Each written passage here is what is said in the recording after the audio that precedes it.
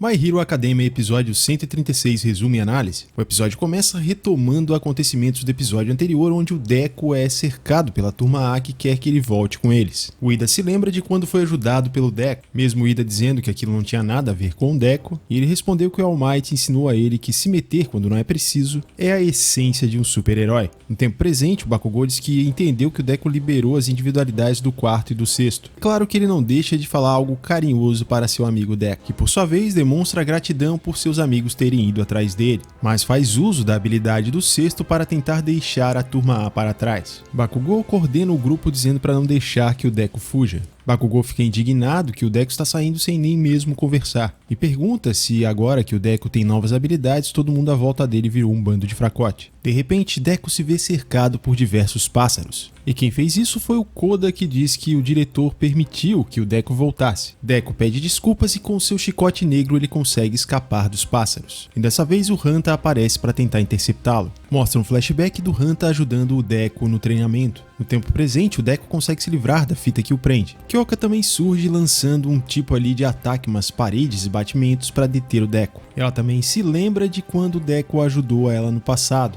E enquanto ele está em fuga, ela grita que ele salvou mesmo a vida dela. Ojiro surge e tenta segurar o Deku com sua cauda. E também tem um flashback dos dois trabalhando juntos. E para ele esse momento aqui foi marcante. No tempo presente ele fala que não pode ignorar o Deku, que responde que se ele ficar ali todos eles vão estar em perigo. Vão ser roubados pelo All for One. Deku começa a escapar e ele fala que foi por isso que ele se afastou. Tokuyami não pega leve e arremessa o Deku contra um prédio para tentar segurá-lo. Os amigos do Deku continuam apelando para o lado emocional para tentar convencê-lo, mas ele está determinado a continuar em sua missão solitária. Momo também usa equipamentos para prender o Deku e tentar fazê-lo dormir. Porém, ele também se livra disso, demonstrando o quanto ele está forte. Kaminari corre e aborda o Deku de maneira bastante amigável. Ele também tenta convencer o Deku usando as palavras, e afirmando que o Deku é seu amigo. Shoji também chega para conter o Deku. E se lembra de quando o Deku falou para eles que aquele grupo poderia até mesmo lutar contra o All Might. Tokuyami reforça ainda mais a sua habilidade para a contenção do Deku. E se lembra que essa habilidade foi uma ideia que o Deku deu a ele. E eles apelam ainda mais para o lado emocional. Acontece uma explosão. E o Deku consegue escapar de todos, deixando eles impressionados. Abalado, o Deku pede que eles parem. Ele diz saber que eles estão preocupados com ele.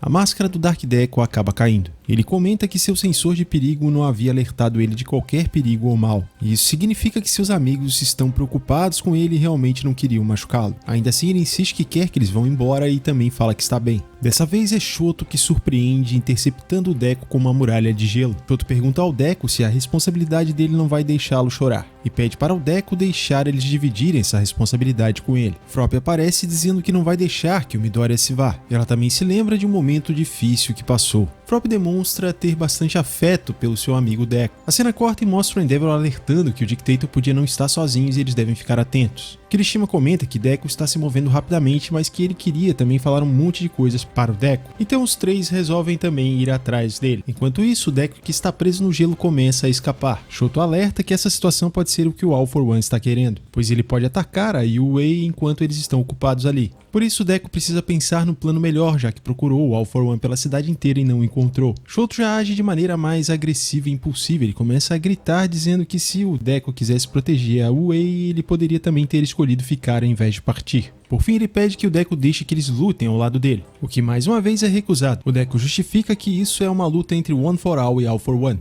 Deku consegue escapar da muralha de gelo. Frop lança sua língua para tentar parar o Deku, e ele consegue se esquivar, mas ela não perde viagem e usa sua língua para pegar o Mineta e arremessá-lo para tentar capturar o Deku. E surpreendendo, o Mineta consegue por um momento deter o Deku, e ele confessa que nunca achou os poderes do Deku incríveis. E o que fez ele se apaixonar pelo Midoriya foi quando o Deku estava tremendo de medo e suando quando eles abriram um caminho juntos. Uraraka, parece que você perdeu, hein? Brincadeiras à parte, a tradução da Crunchyroll não tá tão boa assim nesse episódio. Se liga só na tradução e adaptação do mangá, que a fala do Mineta ficou muito melhor. Ele se lembra de quando eles tiveram que unir forças para lutar contra o Nomus na escola. Deku pede desculpas e usa seu chicote negro para colocar o Mineta em segurança em cima de um prédio. Deku agora combina duas individualidades para ganhar ainda mais velocidade. Uraraka chega para tentar deter o Deku, só que dessa vez ele é tão rápido que deixa ela num vácuo. Os alunos combinam suas individualidades para dar um impulso maior para que Bakugou Bakugou consiga ir atrás do Deku. Em pensamentos, Uraraka se lamenta por não ter conseguido dizer tudo o que ela queria dizer. Deku está tão poderoso e rápido que ninguém consegue acompanhá-lo sem fazer algo como fizeram com Bakugou. E ele ainda usa sua própria individualidade para dar mais impulso, enquanto todos os outros ficam torcendo por ele. Em pensamentos, o Bakugou diz que tem um monte de coisa que ele quer dizer para o Deku, mas ele diz que agora é a vez de alguém que tem um corpo para resistir à velocidade. E ele lança o Ida, que também usa sua propulsão para ganhar mais velocidade. Enquanto vai se aproximando do Deku, ele diz que o Deku sempre esteve na frente dele. Ao mesmo tempo que ele segura a mão do Deku e ultrapassa ele, Ida afirma que é por isso que ele sempre irá desafiar o Deku. A voz do segundo usuário, do One for All, diz que o Deku precisa de companheiros dispostos a continuar correndo ao lado dele. Deku se recusa e pede que Ida o solte. O Ida também se recusa a soltar a mão do Deku. Chorando, ele repete as mesmas palavras que o Deku disse para ele no passado. Ele pergunta se meter na vida das pessoas quando não é chamado não é a essência de um super-herói. E essas palavras deixam o Deku impactado. Exausto, ele ainda pensa em despistar o Ida, mas ele não tem mais forças. Deku perde a consciência e o Ida o segura, mas ele está em alta velocidade indo para o chão com o Deku. Kirishima também aparece no momento certo para tentar ajudar. Ele procura tentar segurá-los e diminuir a velocidade que eles estão, e vai sendo arrastado pelo asfalto. E mesmo nesse momento de urgência, temos um flashback do Kirishima agora. Ele relembra de um garoto da mesma idade que ele que correu para salvar um amigo, e pergunta se era o Deku. Kirishima consegue desacelerar os dois e fazer com que eles fiquem em segurança. Kirishima ressalta que o Deku não tinha nenhum poder especial envolvido, e aquela versão do Deku é a resposta deles agora. Ashito fala que não quer que ninguém mais vá embora e que eles devem ficar juntos. Deku se levanta e fala que gostaria, mas confessa que está com medo. Ele diz que não quer causar problemas para quem está na UA. Bakugou pergunta se o Deku se lembra do que ele disse a ele quando foi apunhalado pelo Shigaraki, e ele segue mencionando essa frase, mas que havia uma continuação, o corpo dele se moveu sozinho e foi apunhalado. Bakugou segue abrindo seu coração, falando que sempre desprezou o Deku a vida toda,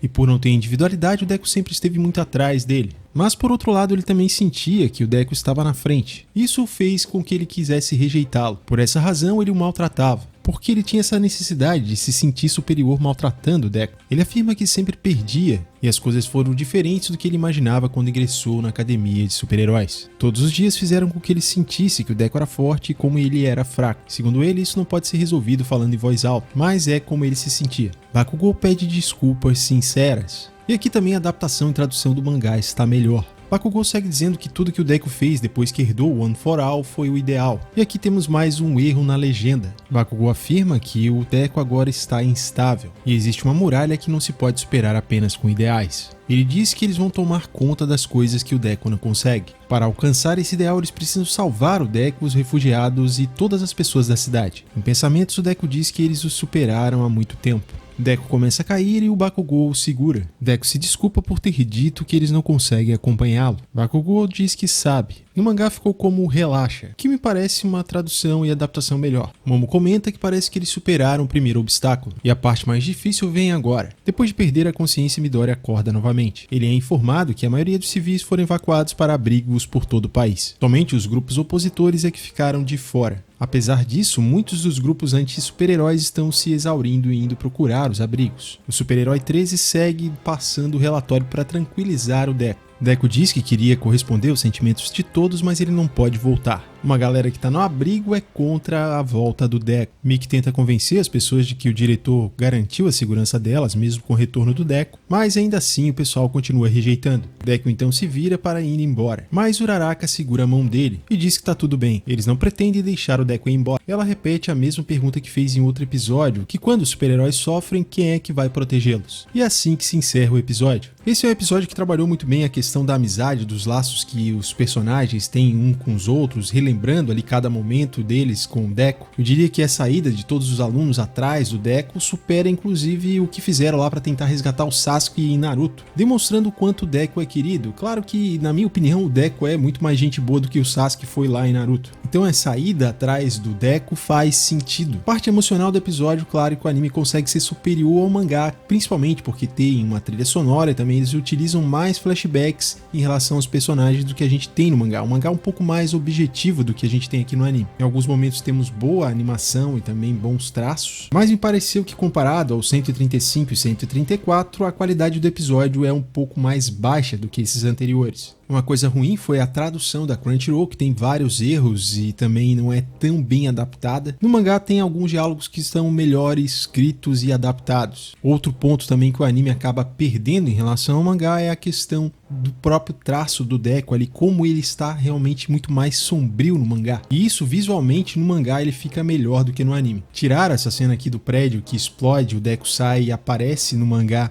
a estátua do All Might, não sei por que ela não tá aparecendo aqui no anime. Fora isso, é um bom episódio, um episódio mais emotivo, mais melancólico e também sobre amizade. E um grande destaque aqui é o Bakugou ter aberto seu coração, principalmente ter a hombridade de pedir desculpas por tudo que ele fez de mal ao Deco. O trabalho de equipe deles também foi genial para conseguir deter o Deco, e é impressionante como ele se distanciou de todos, mesmo eles todos reunidos e o Deco quase esgotado, ele deu muito trabalho e mostrou que é muito mais rápido e poderoso do que eles. E você, o que achou do episódio 136 de My Hero Academia? Deixa sua opinião nos comentários. Valeu e até o próximo vídeo.